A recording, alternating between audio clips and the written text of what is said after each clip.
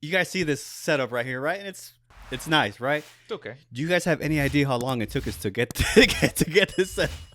Hey, I've been on this setup for like years already. Okay, well, I mean, like it's this specific setup right now that we have right now, with the camera angle, the microphones, these poles. Y'all have any idea how long it took us to do this? How many? Give me a number. Bro, I think it's been like an hour. Honestly, man, I think my interview time is already up with you, man. Oh, how long this took? Oh, how long it took to like set Oh, up? I I mean, see, yeah. see. What'd you think of it? like we started from nothing. Now we here. It took us 20 years. Oh, I I don't know about all that. No. So quick little story before we get started, man. Okay, so for everybody listening and watching, we're trying to figure out the audio recorder and all that stuff like that. Guys, the microphones were off The whole time. the entire time. Wait, are these battery powered or they're No. phantom powered?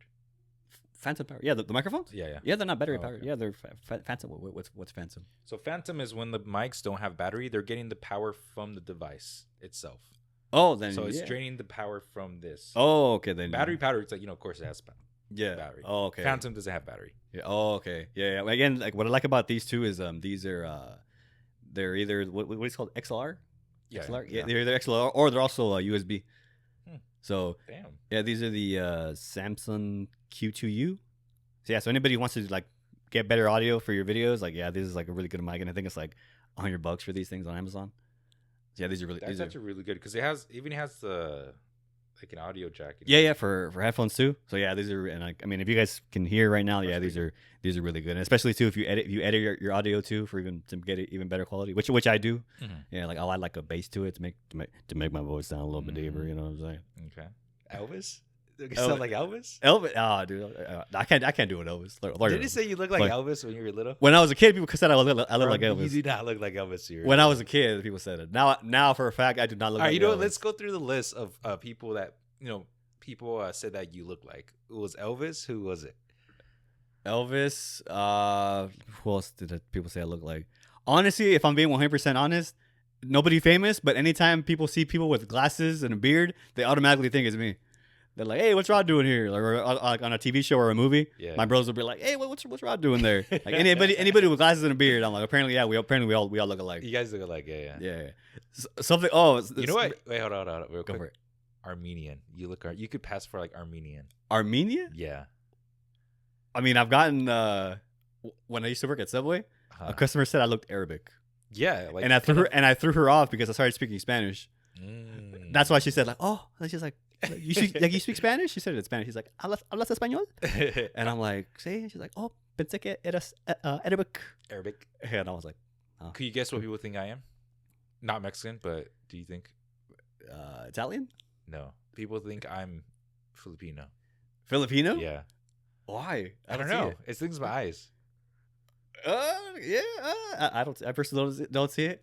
But it's funny actually funny that you bring that up about like celebrity lookalikes. My mom thinks you look like Prince Royce. No. I don't know. Like, No, do you see it? I look like Prince Royce if Prince Royce was like left in a microwave too long. Yeah.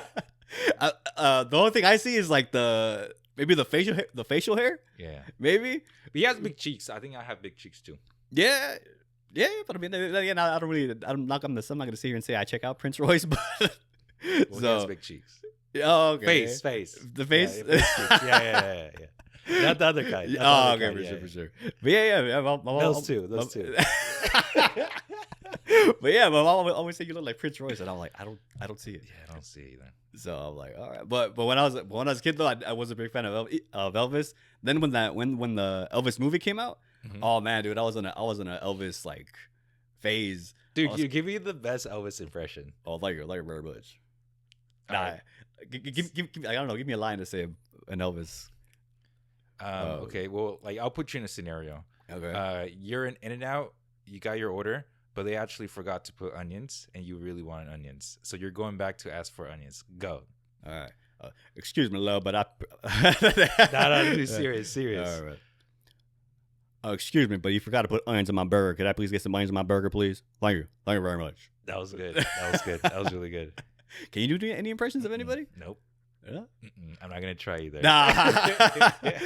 Oh man, like there's do you remember Scott Lyons? Yeah, yeah, yeah. I remember he would always tell me, he's all like, you know what's really fun to say? And I'm like, he's like, what? He's like, say razor blade in an Australian accent. And I'll be like, all What is right. that? He's like, razor blade. And I don't know why that was so funny to say, razor blade. Can I get a razor blade? That sounds so familiar. Yeah, it Yeah. was like, this was like high school. This was like high school. Dude, speaking of high school, I got bored the other day and I looked up like, hey, what's Mr. Stevens doing? Oh, man. I remember Mr. Stevens. So I looked up Mr. Stevens on Facebook. You know, I think he teaches in Camarillo or something. Or no, Port Hueneme. Oh, okay. Yeah, he teaches in Port Hueneme. But here we are, man. We're Mhm. doing it. Yeah. Man, so thank you again for allowing us to come into your space, man. This is a nice spot. You like it? Dude, it's freaking awesome, man. It's good. Oh man, for those listening, yeah, right now we are currently in Ramon's office, where him and his girlfriend, they well, I mean, is it just your girlfriend that does mainly that has the photography business, or are you involved in that as well? No, I'm not involved, but she mainly does photography, and I just do my video stuff over here on the side. Oh, okay. So that you can see, like, she takes up this whole space in my little corner, and I'm Oh, just your over little corner right Yeah. there. Oh man, but yeah, this is an awesome space, and so hopefully when we do the interviews in person, Ramon has been so gracious enough to allow me to come in here and do the interviews in person here. So I appreciate you in advance, Ramon. So backtracking a little bit, how did you and Klepsy meet? We met during COVID. We're a COVID couple. We met during COVID, towards like the middle of COVID, or towards the end of COVID. Mm-hmm. And she's a local photographer, so she follows kind of like if you're a photographer or someone that likes content, likes to shoot content, you kind of follow everyone that does the same thing, right? And she follows me. Well, I forgot who follow each other, but anyways, we were following each other, and then we start talking, and then we start hanging out. And at that time, I had my motorcycle, so I picked her up. No, I actually didn't pick her up. We actually met because she wanted to ride on the bike, so we were just riding it around the parking lot over here at the harbor. And yeah, that's how we met, through Instagram. Rub it in my face, why don't you? I want to rub it your face, bud. I've been single 11 years. Damn, for real? Yeah, Congrats. 11 years. Congrats. Congrats. Maybe congrats. I mean, I don't know, man. Depending who you ask, it could be a good or bad thing. I don't know. Not that I'm counting. Bro, it sounds like it's really bugging you. Right? It's like really 11 bugging years, you. but who's counting? You know, like that's it. You know. 11 years, 20 days, It's like, 26 minutes. how many 20 seconds. How many minutes? Yeah. Okay, this watch actually doesn't work, but yeah. You know, I purposely wear a broken watch. Really? You know, Yeah. I actually really like the analog watches better than just those digital watches or G-Shocks. Really? Yeah. Yeah. Talk to me about this. Talk to me about the Airbnb that you've been building over the past. What has it been? Year, 2 years? It's about to be it's about to be a year. So me and my family, we bought a ranch out in Antelope Valley, so pretty much the outskirts of Lancaster. So Antelope Valley has a bunch of different cities in it. It's Lancaster, Palmdale, all that little Rosemont, and we bought our property to, like, the outskirts of it, and it's a 2.5 acre ranch, and it's a desert, right? Mm-hmm. And it's completely dry. But the cool thing, it's like it's high desert. Meaning, like, there's high desert and there's low desert. High desert is just higher elevation, so it's like 2,000 feet higher, and it's that type of desert tend to be a little bit more cool, so it's not too hot. But low desert, it's like Palm Springs, and that's more lower in altitude, so it's hot, and when it gets hot, it gets super hot there. So ours is high desert, so it's more chill, but it's strong winds, and we're trying to convert that into Airbnb, because what the argument a lot of people say is like, what's out there? Like, why would you make the Airbnb out of that shit? Because there's no like traffic, right? Because it's just a desert, no one goes out there. But I saw the competition, other Airbnbs, other ranches, they're getting booked, and I use Manus, which is this AI task thing. And I told it to go through all the reviews on Airbnb of these ranches, like my competition, that are like some blocks away from me, and read all the reviews and make a spreadsheet on like who are the type of people that will what is the type of groups that usually book these ranches. And what I found out, it's like nothing but like families, right? Because if someone is single traveling, they're not gonna book an Airbnb. They're just gonna go to a hotel, right? Yeah. Especially like fucking free breakfast that gets everyone. And but big families still need it. There's still a big market for big families, and Lancaster is huge for like sports teams that come. Like if you have a kid that played soccer, chances are like they have the championship over there. So there's a lot of traveling teams that go there, and also family parties. People out of town, they want to visit, and instead of staying at their relative's place, they're just like, hey, let's get an Airbnb we could all stay at. So we're kind of like filling that void there. And we're also going to make it fun, right? We're going to build a outdoor mini putt, kind of like little mini golfing stuff in the backyard. Oh, okay. And we're going to have an outdoor kitchen, fire pit, jacuzzi, and like maybe like we want to do a basketball court as well. So it's going to be like a place where it's just going to be fun. So it's going to be a destination. As an Airbnbs, it's like people don't book an Airbnb. They just book it because they go for a destination either like, either they're visiting the area, right? But we want our Airbnb to be a destination. Like people actually want to go there and stay there instead of like traveling somewhere else. Like, no, they book just to stay there at the ranch. Yeah. So that's kind of like the goal, and that's how we came about it. And you've been documenting it since like the very beginning. Like there's like the stuff you've been posting. Like didn't you make like a dedicated like a Instagram? Yeah, I made a dedicated Instagram, YouTube. But honestly, I haven't been that active. I got to say more active. It's been 3 months. It's my last post. So. But yeah, like but I remember when it first started too. Like I would see like the beginning process to now, and whoa, like the progress has been really really cool to see. Yeah, we even got a sponsor. We got a sponsor. A light company give us these solar lights that we do like along the ground to light up the ground. And they send us some new lights, and we did a video and we sent it to them, and that was like our first sponsor. Oh, okay. So that's awesome. Honestly, that's one of the reasons why I made that account. It's like, okay, we could promote it. It could be like marketing for the Airbnb, but also we could get some sponsorships.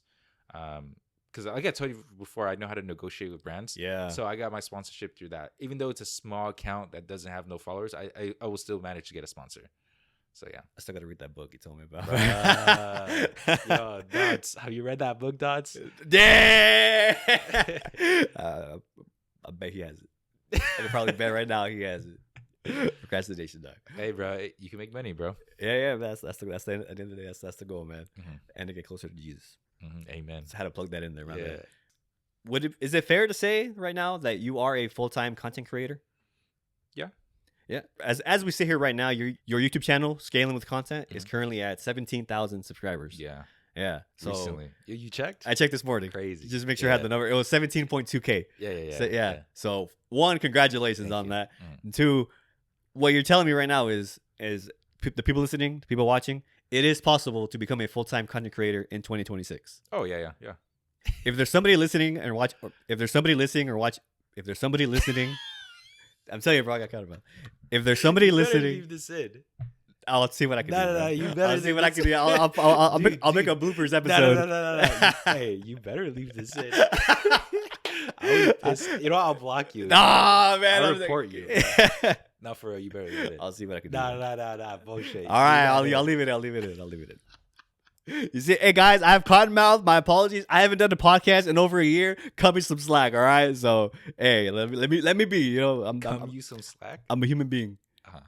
But if there's somebody listening and watching right now that wants to get into creating content, and they're either just started or even just thinking about starting, what would you say to that person? So it's like, what do you pick something that you pick a problem that you could solve? And when I say that, I mean like, when a lot of people do content, they do it just for like entertainment value. And there's nothing wrong with that. Like, I think that's the natural instinct. Like, for example, when you create content, like you make those memes and they became super viral, right? And you keep on doing them. But my approach would be like, pick a problem that you could solve. And when you solve a problem, yes, those type of videos are more educational based, probably don't get as much views as, let's say, a video that's more entertaining, like a reel or a skit. But you kind of like attract a higher quality of viewers, right? So for example, if I make a video teaching people how to work out and how to lose fat, and that's my whole thing. And yes, I get little views, but the views that I do get, they're high. They convert pretty high. They're high quality viewers. So like brands care about that. If I want to sell something, they're most likely to buy. So it's like pick a problem that you're solving, Mhm. right? I would say pick a niche, but picking a niche is the same thing as saying picking a problem that you're solving. Same thing. All It's right. like you want to pick something that you're an expert in that you could solve. More towards educational rather than entertainment. All right. And if you could do that, you could get sponsorships, you could sell digital or in-person products and services, and you can make money without that much of a following. So with the ranch, yes, it's entertainment, but I show the problem and I'm fixing, like in the beginning of the video, I talk about the problem, which is I'm trying to build a luxury Airbnb. What's the problem? I bought the ranch is in the middle of nowhere, and there's nothing on my property, so that's the problem, right? So and throughout the whole video, it's me trying to fix that problem, right?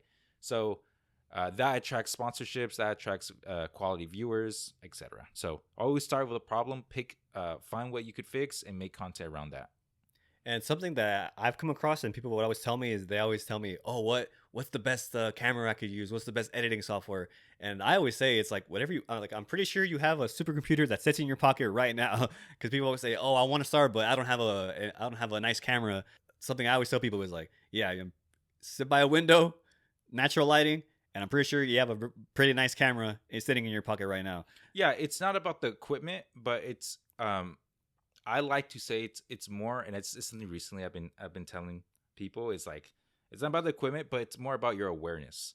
And when I say awareness, I mean your awareness of like what type of content do I make and which one gets a lot of views.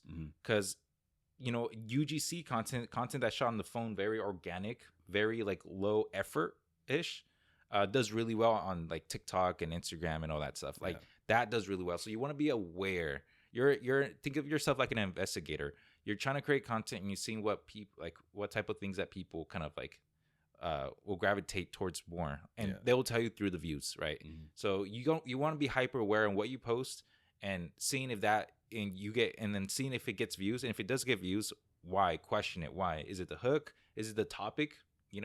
And then do research, look at other people in your space, and then from there you could just make better decisions when you upload so much content. You have more data on what topics perform really well and which hooks perform well, which audiences it's targeting, and then from there you could just make the decisions better on which content to make moving forward.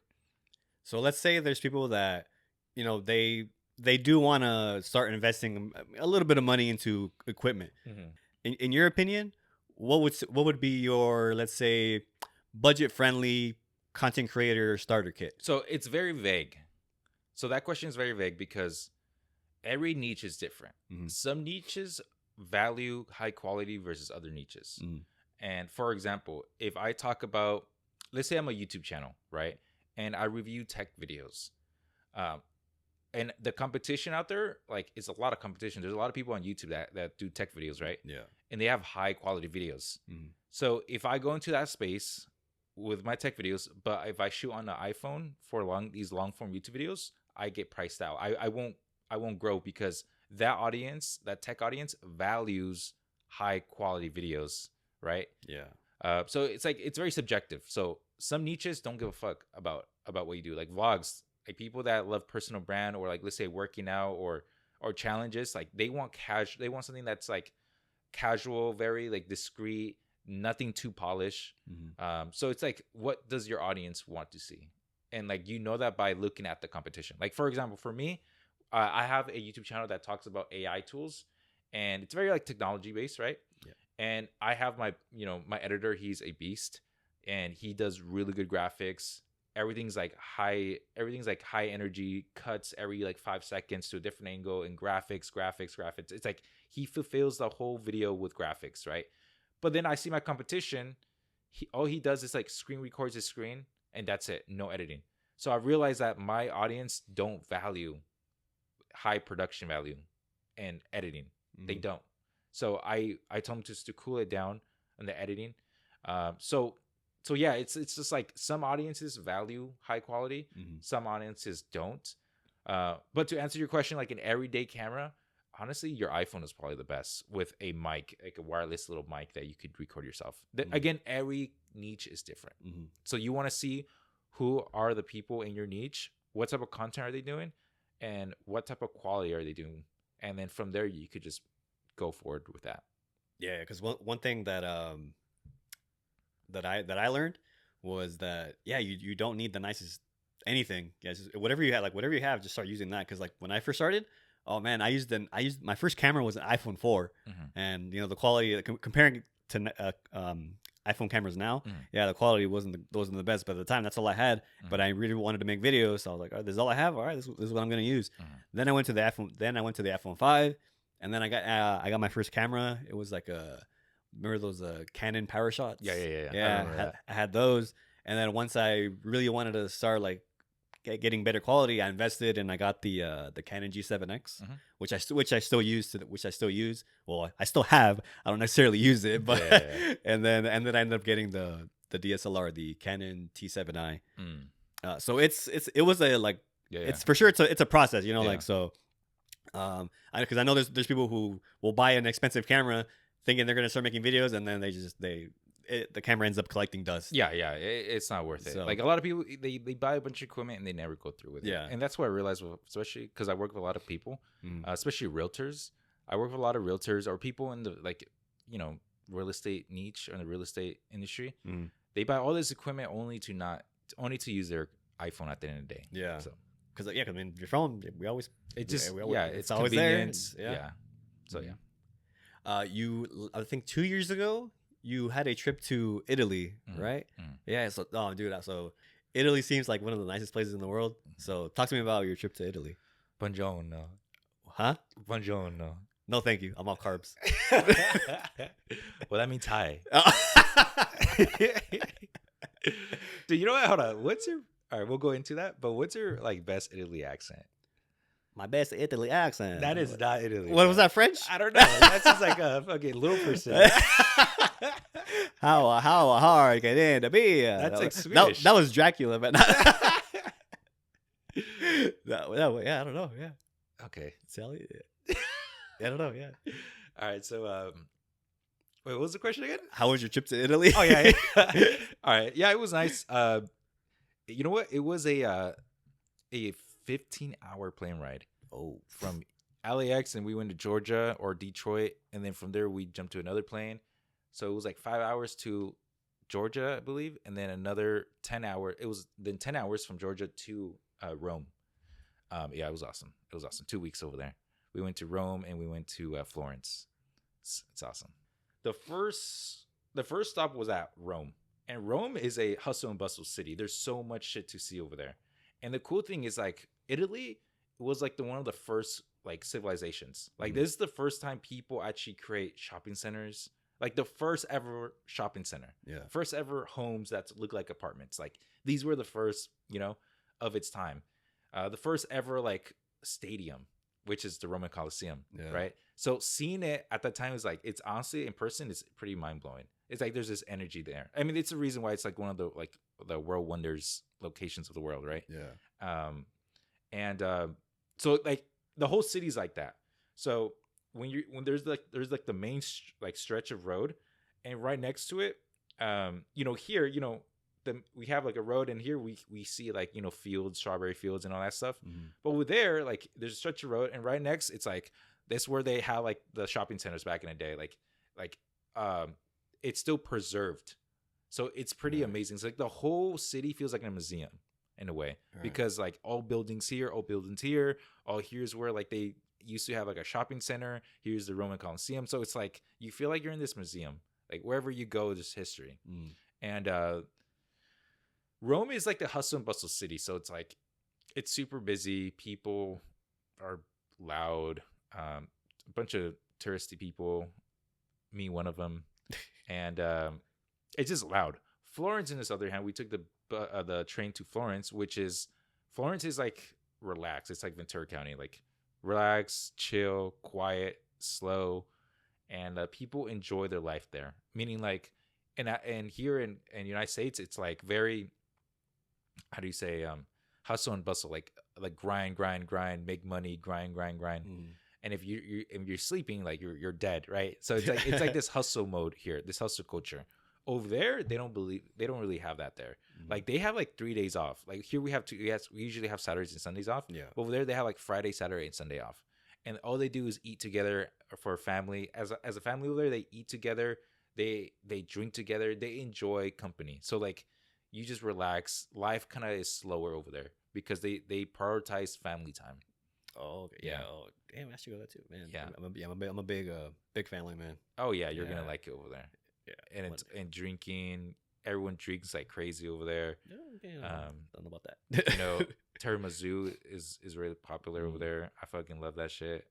Sorry, can I cuss? Yeah, you can say whatever you All want. right, bitch. That's it. I've been lovering the cussing on my end though. I'll say that. Okay. Yeah. Nah, but you got to do it with me.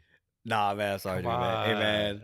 Hey, man. God's watching me, man. God's with me right now. He's literally right behind me, man. Okay. I've been trying to. Speaking of religion, they have the Vatican, which is I honestly don't. I think that's where the Pope lives or something. I don't know. I don't know too much history behind that.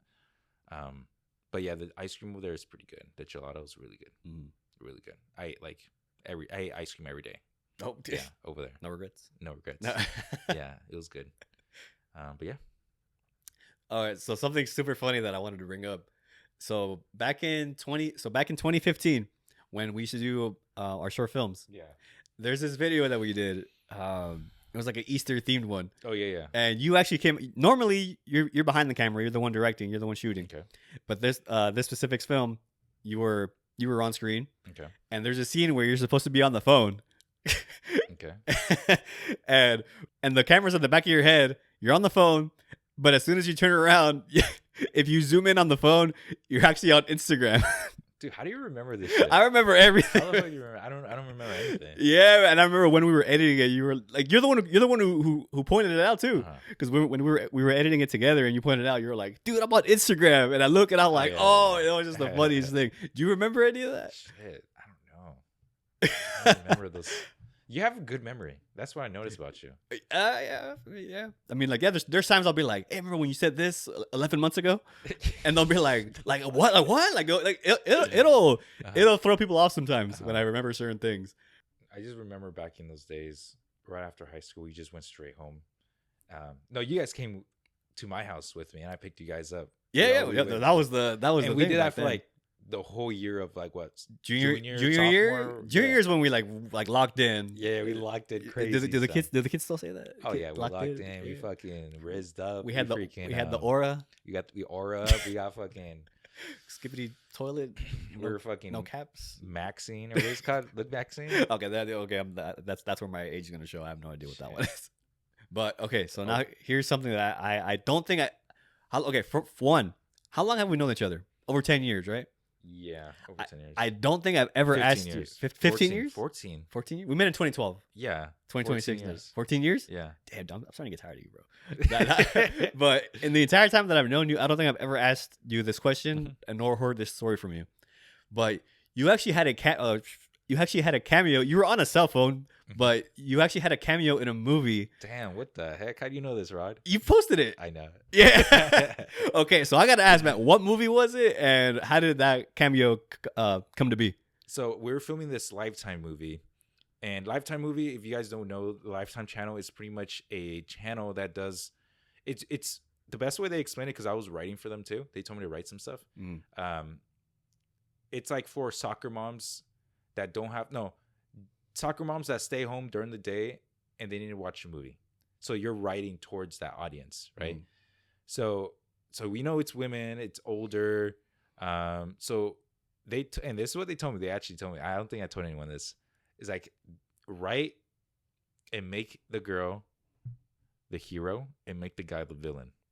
So if you look at any Lifetime movie, there is like, my coach is a stalker, or the family killer, or stalker movies, thrillers, coach that end up to be like serial killers. It's usually guys going after younger girls. And so that was kind of like, that's Lifetime movies for you. Yeah. So I was working on set, I was a production assistant, and Marianne, which is a producer on that set, she's super nice, a sweet older lady.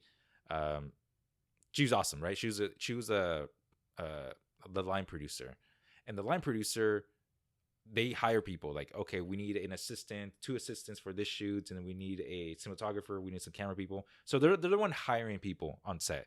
And I had a good relationship, so I worked on many movies with her, and one day we're filming this high school scene. We were at a legit high school called the Phantoms, which is another story I could talk about, a ghost story that happened to us there, and they needed a extra for this one scene, and we and the movie said we usually have extras, right? And sometimes I was in charge of like, okay, if you're an extra, like me, come over here, follow me, and then we'll hang, and then I kind of place them over here, and then we'll wait until they get called. So that day we ran out of extras. We ran out of like these high school extras. So we're just like, dang. And then Marianne was just like, oh, we could use Ramon. He's literally 18. Like we could use him. Yeah. And the scene is like 18-year-old. I'm like, all right, cool. And it's like, yeah, it's just a photo of like these two actors right next to each other, and I'm in the middle. And yeah, that was it. Yeah, because I remember when you posted, I was like, this guy did not tell me any of this. And I was like, and I don't think I've ever asked you this question. I got it. I got in some people reach out to me. He's like, hey, I saw you like on this movie. Yeah. What movie was it? It was a Lifetime movie. It was like a TV movie, but girls love it because. But you don't remember what it's called? I think it's called Double Mommy or Double Mommy. Double Mommy? Yeah. You want to hear the story, the plot of that movie? Should I watch it? No, it's not good. Okay, tell me the plot. Yeah. So the plot is this girl. Keep in mind, it's a Lifetime movie. Okay. It's this girl that went to college, that went to this party, and something happened to her, right? Okay. And she don't remember. Oh. Yeah. And she was flirting with this guy and this other guy, right?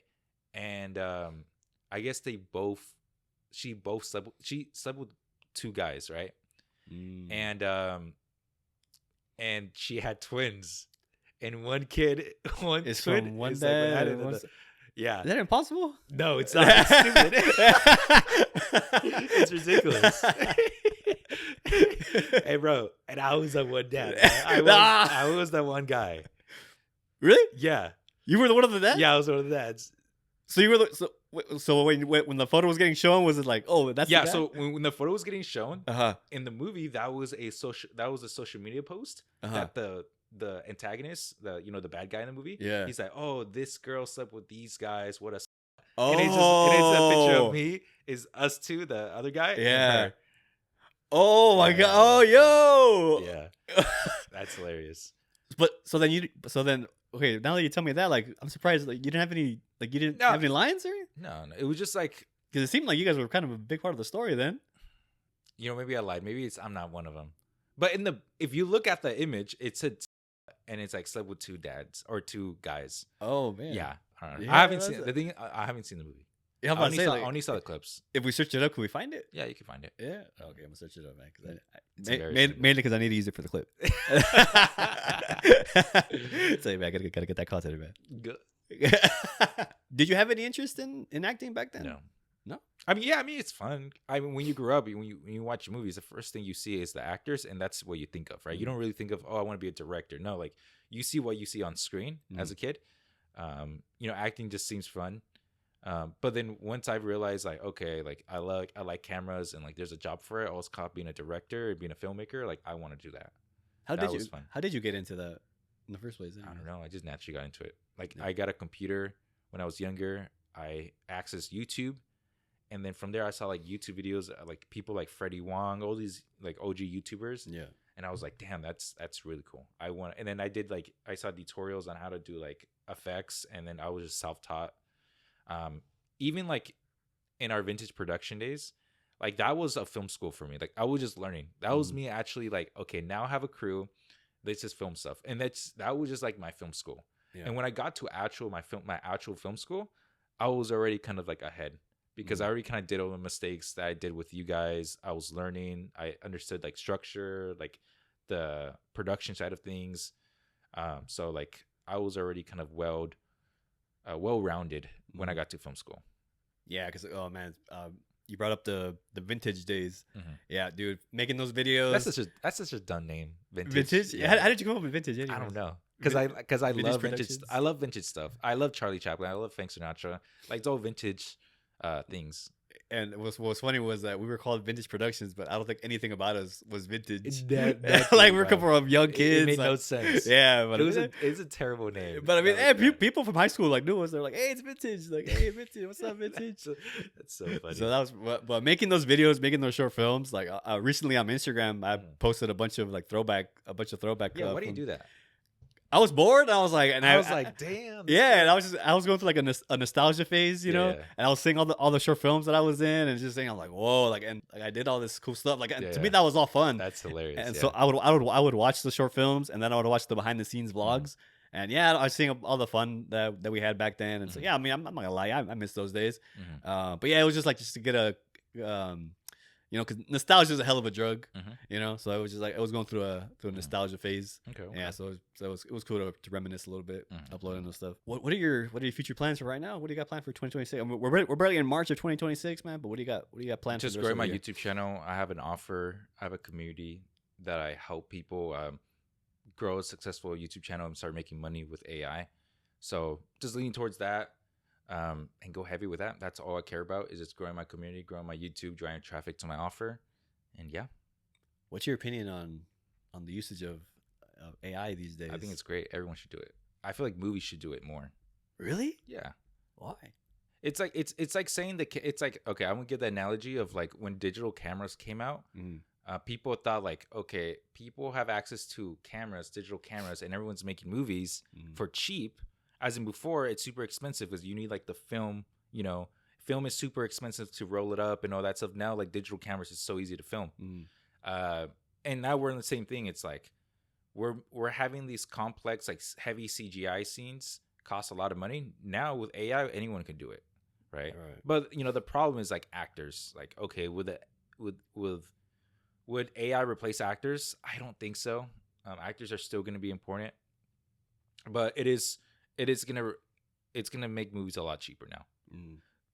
So when it's cheaper, there's more room to experiment, and when there's more room to experiment, there's more innovation. So we're gonna see a new wave of movies and storytelling.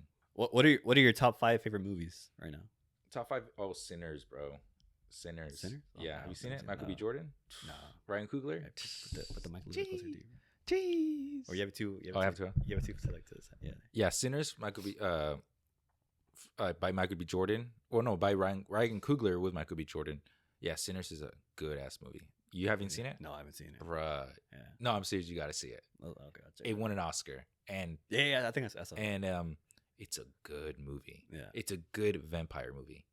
It doesn't look like a vampire movie, but it's a good vampire movie. A good horror movie. A good vampire movie. Is it as good as that one Abraham Lincoln vampire movie? Oh, way better. No, Sinners is is a good movie. Okay. Good movie. I like Martin Scorsese's movies.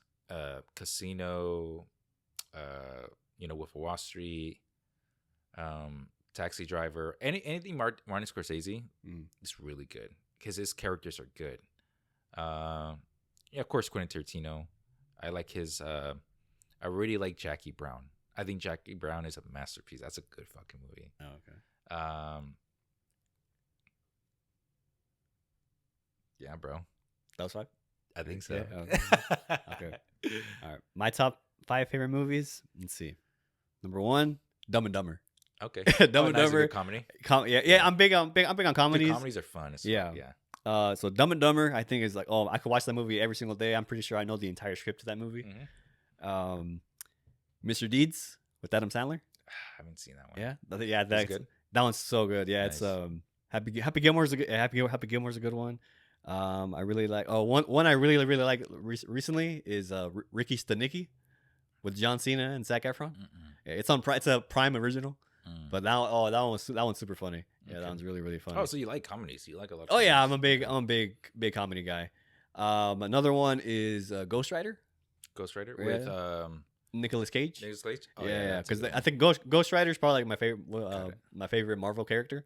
I might throw some people off when I say this one, but jump in. Bro, what the hell? It's a Disney Channel. That's a good movie. It's a Disney Channel original movie. Yeah, man. This has been awesome. Damn, dude. I love you, bro. Love you too, bro.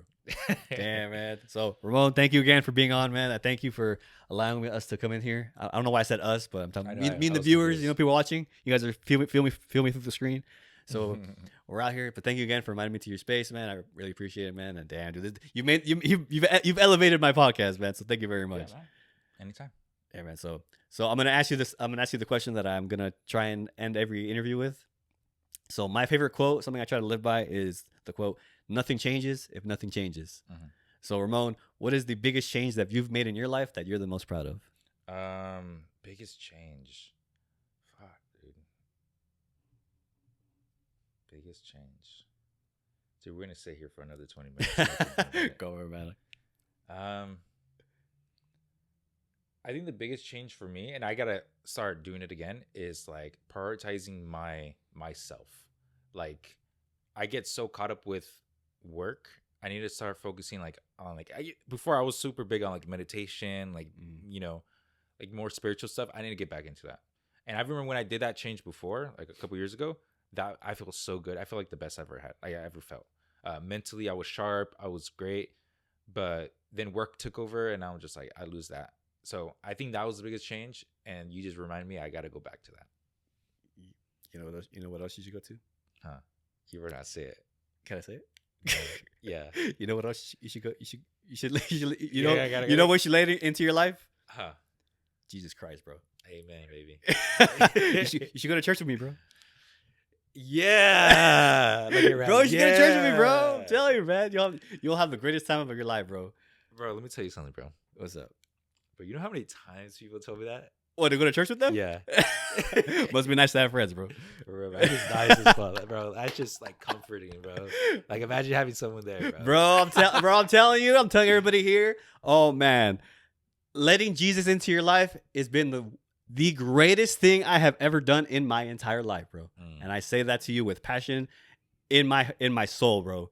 The closer I get to God every day, dude, my life has just been so much better, man. And that's good. Yeah, so that's good. Happy for you. Yeah, big shout out to everybody that I've met along the way, and thank you for everybody who supported me, because I post a lot on social media about it now. So, and I honestly thought people were going to be like unfollow me because of that stuff, but now everybody's been. Wait, so has nice. anyone ever messaged you? Yeah, like surprisingly, yeah, people. But like negative wise. No. And if they do, if people comment negative stuff or message me negative stuff, that they get annoyed that I post about Jesus. Yeah, you shouldn't care. It's not like that's even better. Like, you did me a favor. Like, now I know that I shouldn't have had you on social media in the first place. Yeah. So, but yeah, it's just amen, buddy. Amen, man. Hallelujah. Hallelujah. To those listening right now, give me a hallelujah. Ready? No. Oh, okay. All right. I'm pretty sure you said it, but yeah. but yeah, man. It's just but Ramon, thank you again for coming on the podcast today, man. I appreciate you, man. And we got to get the whole band back together soon. For those who listening and watching, for those who know Abraham, we all haven't been in the same place since like September for Abraham's birthday. Oh yeah. Yeah, so we got to get the band back together, man. But it was good to see you again, man, and thank you again for coming on. All right, man. Let's do it. Let's get it. I know I shook your hand already, but shake your hand again. Thank you, man. All right, that is a good. Darling, you